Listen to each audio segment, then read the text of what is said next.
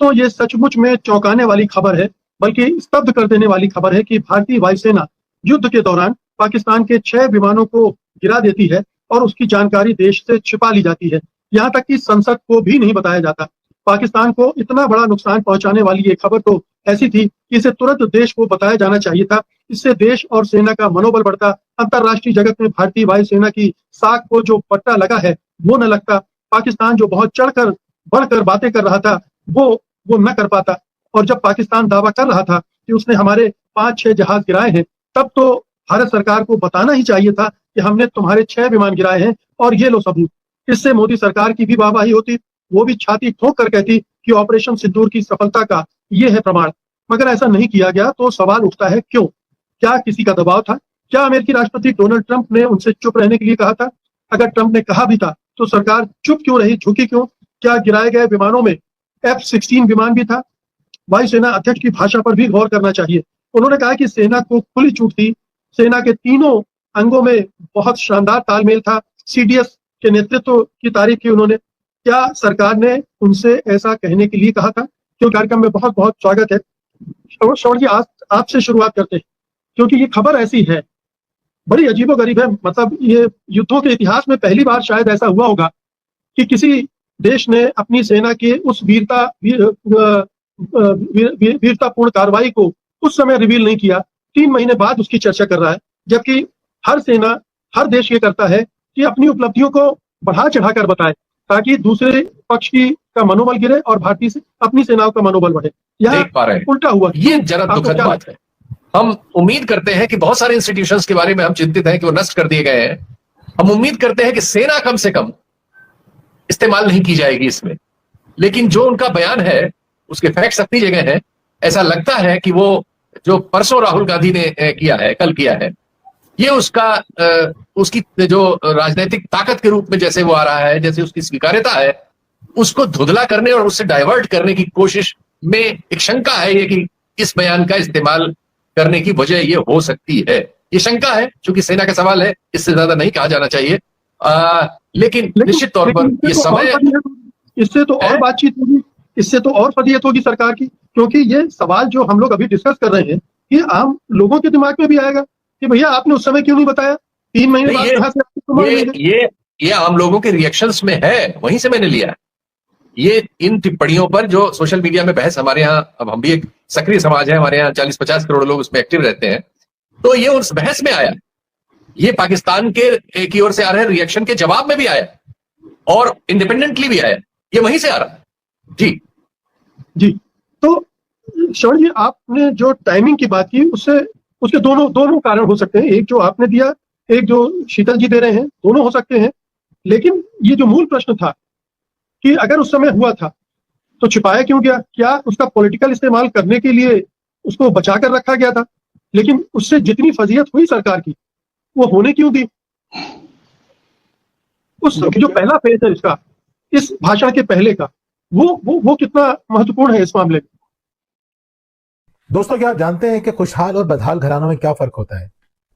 बदहाल घरानों के वालिदैन हमले, देखिए, मैं मानता हूं कि इसमें छुपा के नहीं रखा गया, ये नई चीज, कहानी बनाई गई है एक नए आगे के एक्शन के लिए, और उसके लिए वायुसेना को ही कहा गया है, क्योंकि अमरप्रीत सिंह जी ने ही 3 सप्ताह बाद ऑपरेशन सिंदूर के इस डिबेट को चलाया था। और सारी डिबेट जो है एयरफोर्स की भूमिका को लेकर ही चल रही है, रफाल की भूमिका को लेकर या नेवी के अटैचे शिव कुमार के कथन को लेकर। इसमें जो सबसे बड़ी चीज है वो 2 है। अगर आप राहुल सिंह जी की पूरी प्रेस कॉन्फ्रेंस को फिर से देखें, उन्होंने ये कहा कि 80% से ज्यादा हथियार या विमान और ड्रोन्स जो पाकिस्तान यूज कर रहा था वो चाइना के थे। राहुल सिंह जी ने जो कहा, और जो पब्लिक डोमेन में था, कि चाइना ने अपने विमानों का परीक्षण किया, जो कि कहा गया कि रियल टाइम में अपने विमानों को टेस्ट किया पाकिस्तान ने, चाइना ने। आप ये बता नहीं रहे हैं कि आपने चाइना के विमान गिराए हैं कि पाकिस्तान के गिराए हैं।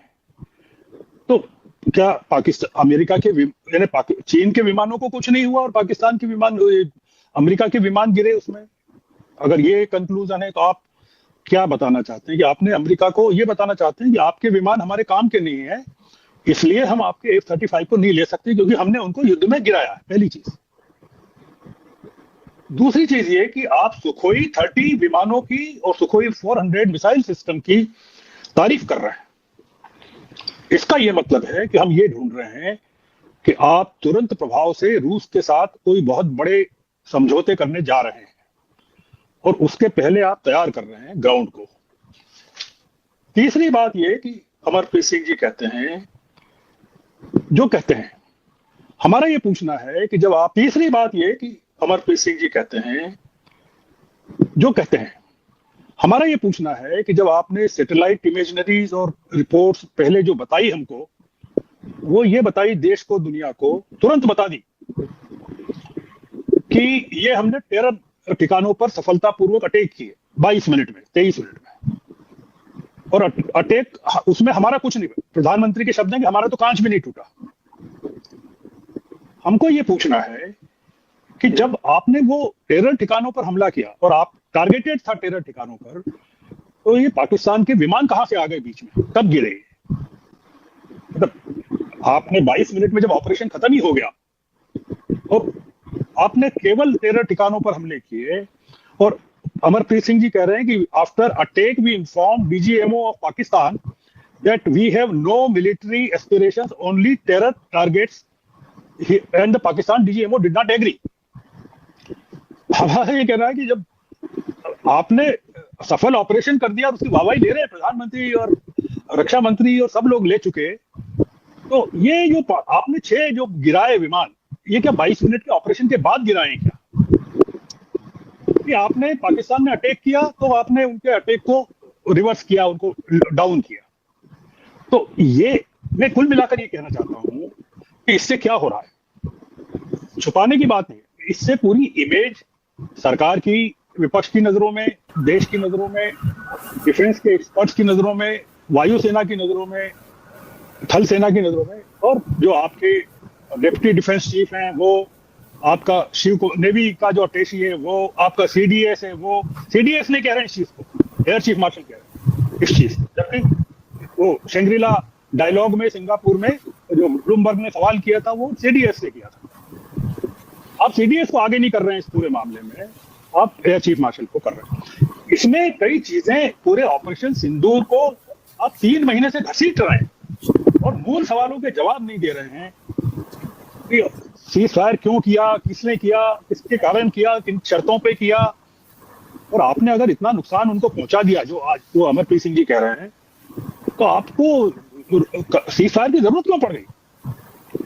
तो ये इसके पीछे हमको जो बहुत बड़ा जो 2 चीजें नजर आती है, कोई बहुत बड़ा पॉलिटिकल फॉरेन पॉलिसी के फ्रंट पर कोई बहुत बड़ा कंपल्शन, प्रेशर नजर आता है, और दूसरा ये कि हमको अपनी एयरफोर्स की कैपेबिलिटी को लेकर बहुत बड़ा संकट, इमीडिएट संकट पैदा हो गया है कि अब हमको ये लग गया है कि तेजस का जो प्रोजेक्ट है पूरा का पूरा, वो हमको शेल्व करना पड़ेगा, क्योंकि ये जो हमारा जो चल रहा है अमेरिका के साथ ट्रेड को लेकर, उसमें जो बेसिक इंजन है अमेरिका से, अब वो नहीं मिलेंगे। इसलिए अब हम पैनिक में हैं, और वो पैनिक हमको एक नए फ्रंट में डाल रहा है, नई डिफेंस डील में डाल रहा है। जी, एक सवाल है यहाँ पर श्रवण जी, कि क्या ये हड़बड़ी नहीं दिखाई जा रही है भारत सरकार की तरफ से, क्योंकि 15 अगस्त को ट्रंप और पुतिन मिल रहे हैं, और क्या पता कोई वहां समझौता हो जाए।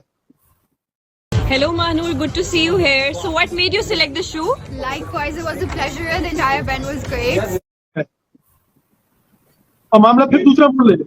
बहुत हड़बड़ी दिखा रहे हैं, जिसको पैनिक रिएक्शन कहते हैं, वो है पुतिन, और अगर ट्रंप में यूक्रेन को लेकर कोई बहुत बड़ा समझौता हो जाता है तो हम लोगों को बहुत दिक्कत का काम है, क्योंकि रूस के खिलाफ सारी सैंक्शंस समाप्त हो जाएंगी उस स्थिति में, और बहुत सारी चीजें बदल जाएगी। और ट्रंप और चाइना के बीच भी अगर समझौता हो जाता है, हम लोग बुरी तरह फंसने वाले हैं। मैं केवल एक ही शब्द कह रहा हूँ, फॉरेन पॉलिसी फ्रंट पर जो हमारी नीतियां हैं, उसको मोदी जी ने बहुत ही ज्यादा कॉम्प्लिकेटेड और मिस्टीरियस और आगे के लिए बहुत डिफिकल्ट बना दिया है, सस्पिशियस बना दिया, मिस्टीरियस बना दिया।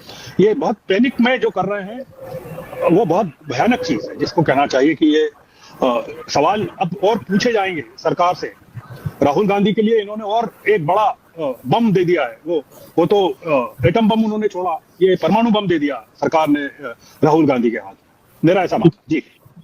नरेश जी, पॉलिटिकल इस्तेमाल सेना का ये सरकार लगातार कर रही है। पुलवामा उसका एक बहुत बड़ा उदाहरण है, लेकिन ऐसे बहुत सारे उदाहरण हैं जिसमें सेना का इस्तेमाल इस सरकार ने अपनी राजनीति के लिए किया। क्या ये भी एक राजनीतिक इस्तेमाल है? दो तरह से आप सेना से वो चीजें कहलवा रहे हैं जो आप खुद नहीं कह सके संसद में बहस के दौरान। जो आपके पास अगर इसकी इंफॉर्मेशन होगी तो आपने न तो उस युद्ध के दौरान कहलवाई, न उसके बाद कही, और आज 3 महीने बाद आप एयरफोर्स के चीफ से ये बात कहलवा रहे हैं। तो ये पॉलिटिकल इस्तेमाल देश के अंदर और पॉलिटिकल इस्तेमाल आप विदेश की नीति में करें तो चलिए ठीक है, तो देश का मामला है, अगर अच्छे से आप कर रहे हैं तो स्वागत है। लेकिन ये इस्तेमाल क्या बताता है? देखिए, ये जो आज जो सबसे स्ट्राइकिंग जो बात उन्होंने राजनीतिक अगर दृष्टि से देखें तो उन्होंने ये बात कही है कि पॉलिटिकल विल थी और हमें पूरी तरह से छूट थी, हम जो चाहें करें। ये दरअसल उस नौसेना के अधिकारी ने जो इंडोनेशिया में कहा था उसका आज वो जवाब एक तरह से दे रहे थे। और लेकिन ये जवाब देने की जरूरत क्यों पड़ी, और वो भी वायुसेना के अध्यक्ष को, तो ये थोड़ा सा मुझे ये, क्योंकि उनके अधिकार क्षेत्र में जो बात आती है पॉलिटिकल विल थी या नहीं, ये बात मुझे नहीं लगता कि उनको बताने की कोई जरूरत थी, अनलेस ये कोई बहुत बड़ा सवाल उठ गया हो। को लेकर के आज एक बार फिर से एयरफोर्स चीफ एपी सिंह उन्होंने एक बहुत बड़ा बयान दिया है। उन्होंने कहा है कि हमने पाकिस्तान के 5 तो देखिए, पाकिस्तान की तरफ से सोशल मीडिया पर उनके रिटायर्ड अफसरों वगैरह के खंडन आ चुके हैं, और जैसा कि ऐसी स्थिति में होता है, और जो आपने अपने रक्षा मंत्री का भी आ गया है खंडन। वैसे आज ही उन्होंने अपनी बात, पुरानी बात फिर से कही है, रक्षा मंत्री ने भी उनके खंडन किया है। जी जी, धन्यवाद।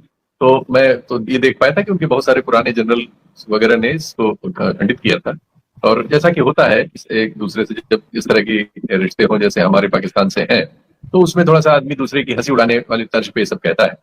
इससे इतर मैं इस पर आना चाहता हूं कि चूंकि जो महत्वपूर्ण बिंदु मैं भी समझता था वो शमन जी ने पहले अच्छा इनिशिएट किया और बाद में उसको कौशिक साहब ने भी आगे बढ़ाया ही है। ये चीज एक चीज हमें दिखा रही है कि जो हमारा अभी नेतृत्व है भारत में, राजनीतिक नेतृत्व जो है, ये इसमें कोई ना इसका कोई दीर्घकालिक और स्टेबल प्रोग्राम है विदेश नीति और रक्षा नीति या इवन अर्थनीति को लेकर, और न इनके पास कंटिजेंसी का ठीक से कोई इंतजाम है। ये रिएक्शन में चल रहे हैं। पूरी कोशिश की इस रजीम ने 11 साल की, ट्रंप साहब से उसके रिश्ते और अमेरिका से उसके रिश्ते, पश्चिम से उसके रिश्ते, रूस और चीन से रिश्ते बिगड़ने की कीमत पर भी किए जाए, और ये करने की कोशिश में बहुत सारी त्रुटियां हुई, जिसकी वजह से हमारे पास ये सब खबरें आई हैं, बहुत बार आई हैं कि पाकिस्तान को थोड़ी एक्सेस रूस में भी मिल गई जो इसके पहले नहीं थी, इनके ही दौर में, और रूसी एस्टेब्लिशमेंट भी दोनों चीजों पर विचार करने की लाइन पे चल पड़ा। ऐसी परिस्थिति है अंतरराष्ट्रीय जिसमें रूस और चीन आजकल एक दूसरे के लिए अपरिहार्य है। रूस का जो भी एनर्जी सेल है उसका लगभग आधा चीन खरीद रहा है, लेकिन इसमें राजनीतिक नहीं